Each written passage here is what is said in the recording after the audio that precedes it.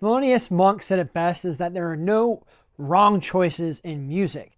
It all just happens to be rely upon how you resolve it. And that is certainly true in jazz music, but it's certainly true in all kinds of different music.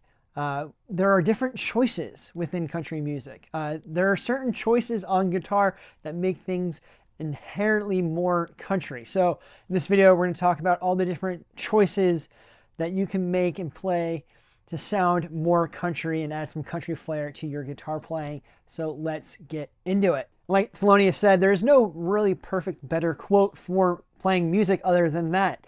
It's all about how you resolve it. It's all about how you finish it. So let's get this out of the way first. There are no wrong choices when it comes to playing style. You can add a little bit of rock, you can add a little bit of metal, you can add a little bit of jazz or blues into your country playing, and that's ultimately what's going to give you your own unique style. Here are just some examples, and I think the fundamentals of the different choices that you need to make in order for things to sound more country if you want to add to your country playing or add country to your already existing playing. So we've already talked about your music theory, guitar theory, and we've talked about the techniques you need. So this whole video is going to talk about the different choices that combines the theory and the techniques that make country music sound like country music. So in the guitar theory section, we talked about the cage theory. There'll be a link up here if you're curious about caged and you want to learn a little bit more about caged. It goes over that theory. But what we're looking is combining those two, combining those caged major shapes and the caged minor shapes. Now, when I was first starting out, I would usually jump to in between the major and the minor using the exact same shape. So you can see here, these are the major and minor pentatonic shapes, the caged shapes that you should be familiar with. The gray shapes, or the gray notes, are going to be the ones that are in both the major and minor pentatonic scale at that position. The green notes are in the major, and the blue notes are in the minor. And for context, this is in C. C major and C minor. Played together, they sound like this.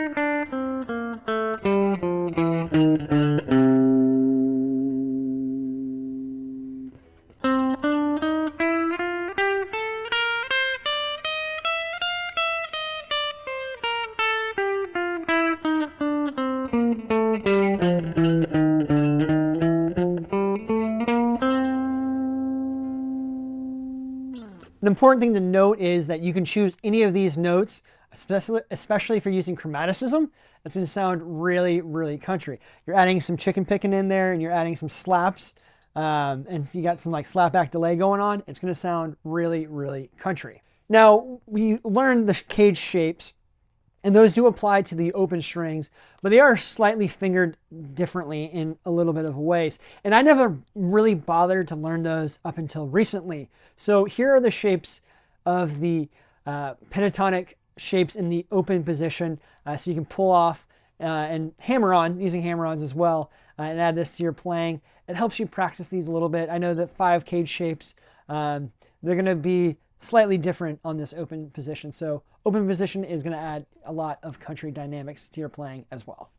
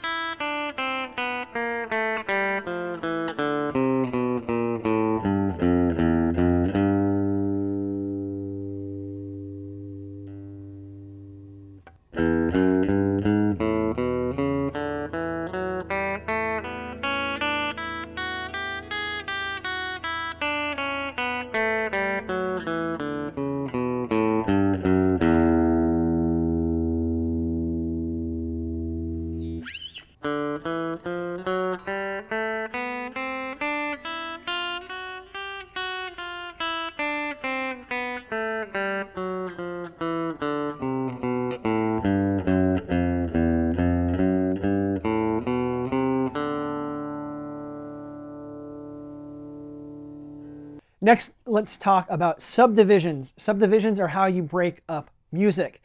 A song would sound really boring if it was just quarter notes the entire time. Alternatively, if it was just alternate picking at 180 BPM of just 16th notes, that would be really boring too. Think of like Miserlou by Dick Dale. It's really cool and impressive at first, but then they switch things up because if there's no differential in the subdivisions, music gets really stale and really boring. So a way that you can really spice up your playing if it sounds kind of dull is using different subdivisions. Here we have eighth notes, quarter notes, we have triplets.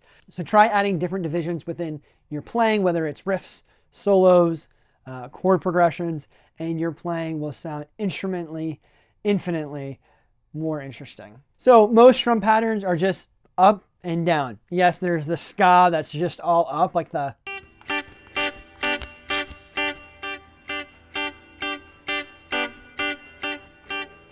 But for the most part, we're going up and down, and there's a rhythm to it. You want to keep that rhythm going.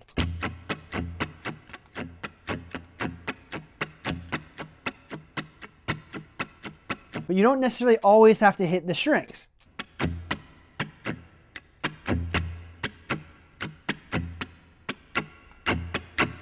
So it all really just kind of depends. Use your ears on this. I know a lot of people were asking for like chord strum patterns.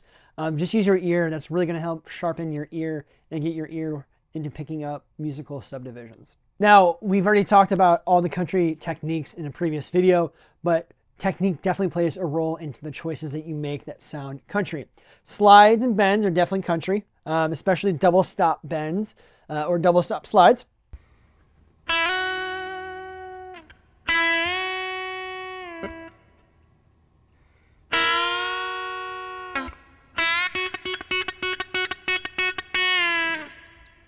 But certainly chicken picking. Chicken picking, hybrid picking is also going to be really, really country. So check out that video if you haven't already and you want to add some country techniques to your playing, because country techniques, between the choices and the techniques, is really what makes country sound country. Now, I got this idea from another country guitar player, but it's how you can make your way around the fretboard and get out of playing pentatonic boxes, and that is to play arpeggios going up and then use scales going down. So what I mean by that is this.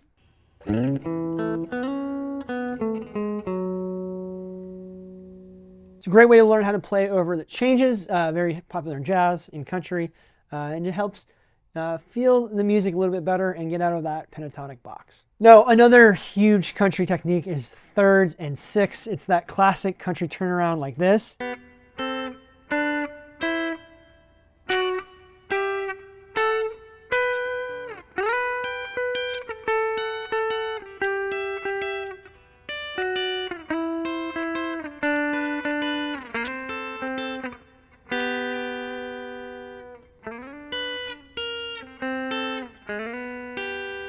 That is sixths, and then this is thirds.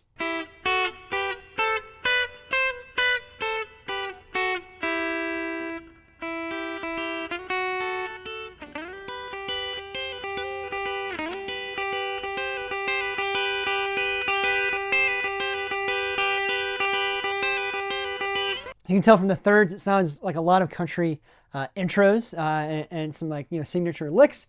And then the sixths sound like that classic country turnaround. So you can add those flares to your musical choices, sound instantly more country.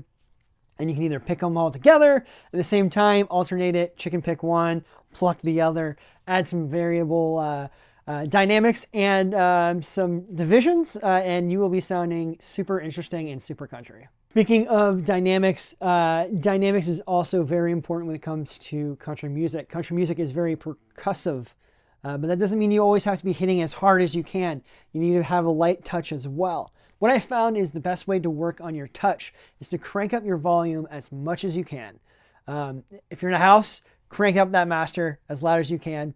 If you have like neighbors or something like that, maybe you can put on some headphones. If you have an amp modeler, loud as you can tolerate without your ears hurting. And then play as hard as you can. and that will get you used to playing hard. That part shouldn't be that difficult. The difficult part will be now to try to make it sound as quiet as possible without turning down the volume and without turning down your guitar's volume. Do it all with your touch. Try to see how soft you can make it sound. And that will get your mind thinking about dynamics and how much something soft feels versus something hard feels. And you want to, like everything else I've been talking about, vary that up throughout your musical playing. It makes it a little bit more interesting. And the next choice is the gear you use. Of course, I'm using a Fender Telecaster-esque guitar, which is undoubtedly a country instrument, but you can twang it up on a bunch of other different things. I've seen plenty of videos that show, people chicken picking on Les Pauls. I played Don Rich's Buckaroo on a metal guitar with a dual rectifier. Did it sound inevitably country? I mean, it sounded like Buckaroo, but it wasn't entirely country. So gear choice does matter to a certain extent. Technique and your choices matter a lot more, but gear matter does matter. And if you want to know all about country guitar, I made a mega video right here. So go check that out. It's literally everything you could ever need to learn how to play country music. I'll see you over there. And until then, let the music play.